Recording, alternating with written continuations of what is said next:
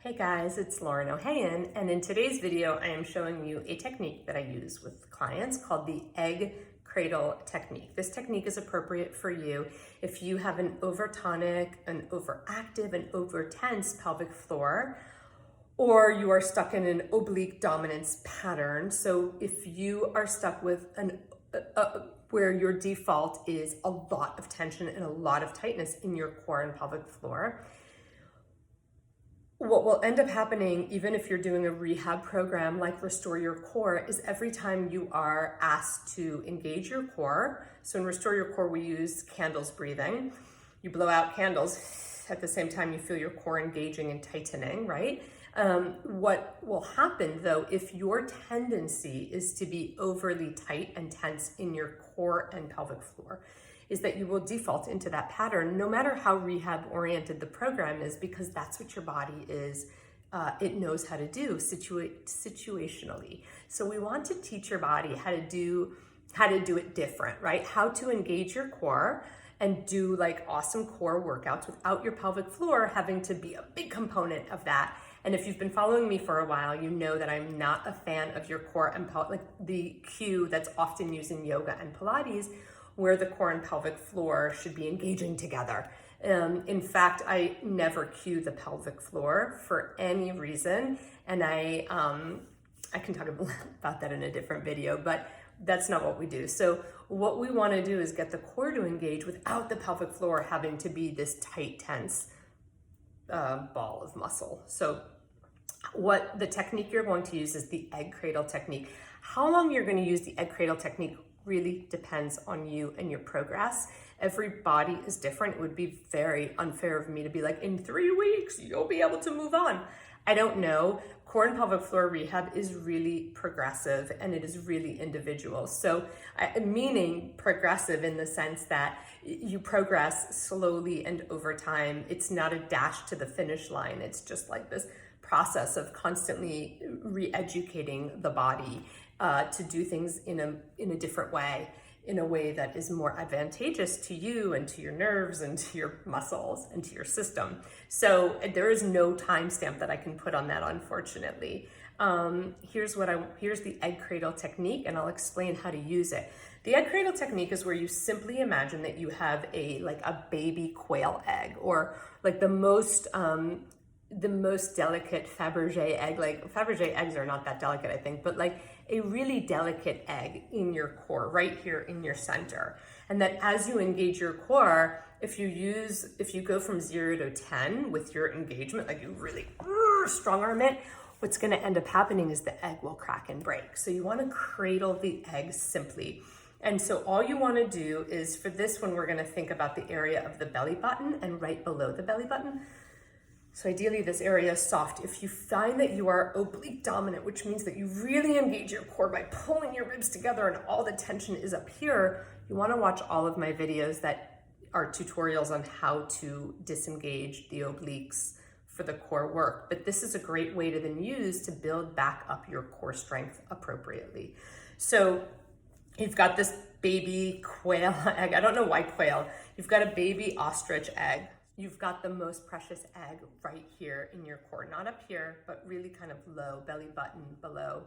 And what you want to do from there, yeah, that is a dog in my lap. What you want to do from that point is, as you exhale and you engage your core, you just cradle it. You cradle the egg. So it's like this tiny, minimal, pull your navel back sensation only. What I like to think of with core contraction is it's a 3-dimensional front to back, side to side thing. But again, give me 0.1% of that. Cradle the egg. Just think about cradling the egg. And what you're going to do if you just cradle the egg, most likely your pelvic floor won't come along for the ride. Now, if it does, that's where the Seesaw technique that I taught a few days ago here on Instagram really comes into place. This Seesaw technique where you really want to learn to disengage your core and pelvic floor from doing everything together. So we have to kind of disengage those before you can cradle the egg. So you've ideally disengaged your pelvic floor from needing to engage every time you engage your core, because we are engaging our core, we're cradling the egg, right? You're just like lightly cradling the egg, and that's it. So you've cradled this egg, and then that's all you do when you do your core workout. And if your core workout is so demanding that you crush your egg, then you scale back. Now, most of Restore Your Core is going to be too demanding. It will crush your egg, because Restore Your Core is teaching your core to really engage in order to strengthen it again. So let me show you a few examples of how you would scale back your workout, whether it's Restore Your Core or something else, and do way less. So let's say in Restore Your Core, we do a lot of side bending moves, right? Or let's say in your workout, or if you do yoga, triangle move, right? We do that in Restore Your Core too. You come out of it. So let's show you triangle. Sorry to Georgie. And so in triangle, I'm here. And now I really feel my core engaging. I'm at almost 100 in my core engagement. I am crushing. My egg is into fine shards, no bueno. So what I'm gonna do, instead of being here, I'm gonna come all the way up. I'm gonna bend my knee. I'm gonna do this. And I'm like, oh yeah. Or I'm even gonna start here. And I'm gonna exhale and cradle my egg, just a tiny. So I'm not even gonna get to do a full exhale. Not even gonna get to do a full candle, because that's gonna crush my egg. So I'm just a little exhale, a little cradle. My core is cradled. I now do this. Yeah, I'm still cradling. Here, nope, crushing, cradle. And you start to find the place where you are cradling the egg, which means that for the first few weeks, you are gonna be mega remedial. And that doesn't matter, because it's not about the movements you're doing with your body. It's about the relationship between the movement and the core. Because if you come to here, guess what? You're gonna be working at 100, you're gonna crush your egg, and your pelvic floor is probably gonna be like doing all the work too. We don't want that. We want our pelvic floor to stay out of it, stay over there. And so the same goes, let's say we're doing an exercise on our back. Okay, so I'm gonna do an exercise on my back. Now in Restore Your Core, we do an exercise called reverse marching, right? One leg up, the other leg up. Most likely this is impossible to do without crushing your egg. You cannot cradle your egg here. So what you're going to do instead is slide your leg away from you and slide it back in. Now, of course, you're not gonna do it by pushing your back down.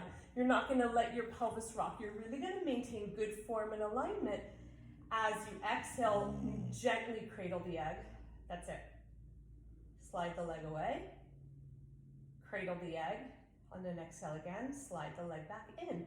There are, for every Restore Your Core exercise, and every exercise at your gym, and every exercise in whatever rehab program you're doing, there is a cradle the egg modification. There is.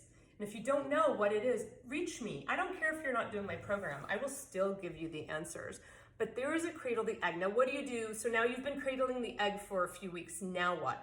Well, now you start adding more and more load while making sure you can still keep your pelvic floor relaxed, which is where the Seesaw technique that I shared is going to be super helpful, right? So that Seesaw technique is going to help your pelvic floor stay relaxed as your core is engaged. And now you apply that Seesaw technique to an exercise. So let's say triangle pose again, right? So I've been working at this for a few weeks.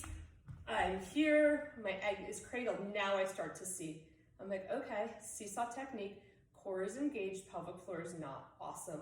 Can I go a little further? Yep, core is engaged, pelvic floor is not. And the reason I know that is because I've been playing with my Seesaw so much that my pelvic floor is like, yeah, I know. It's not even my pelvic floor. My brain knows that my pelvic floor is not on. My brain knows it. So that is the technique for pelvic floor, cradle, for like an overactive pelvic floor. It's you've got to surrender to it being progressive and slow. It won't, once you hit a certain point, it won't be that slow. Ask me your questions.